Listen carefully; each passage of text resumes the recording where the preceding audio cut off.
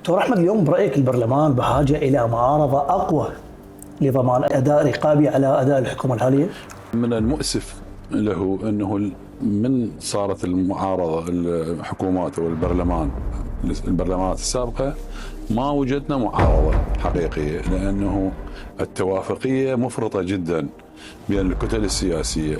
يعني دائما يجمعون السلطة مع المعارضة بنفس المركب، والكل تاكل والكل داخله بالحكومه والكل تنتقد. صح. فهذه الرقابه مو ايجابيه. الرقابه اللي طالب بها السيد مقتدى الصدر عندما احتج بسنه 21 وخرج من الحكومه على اثرها، ما كمل الدوره مالته، طالب بان تكون معارضه بالبرلمان، انه الاغلبيه يشكلون حكومه وهو الصدر للمشهد السياسي. قال احنا نتحمل المسؤوليه بعد اذا خطانا حتى احنا نطلع من السياسة نهائيا. فما حصل على أغلبية. يبدو أن الكتل السياسية قائمة على أساس أن تقتات على المال العام. لا توجد معارضة بالعراق مع كل الأسف. المعارضة أنا أتمنى من الأخوة اللي تم إبعادهم أو صار التفاف عدم إيجاد من يمثلهم في الكابينة الوزارية لحكومة الزيدي أن يبقون على موقفهم، بس لا تكون حكومة عدائية، يعني معارضة عدائية، وإنما معارضة إيجابية، معارضة تكميلية.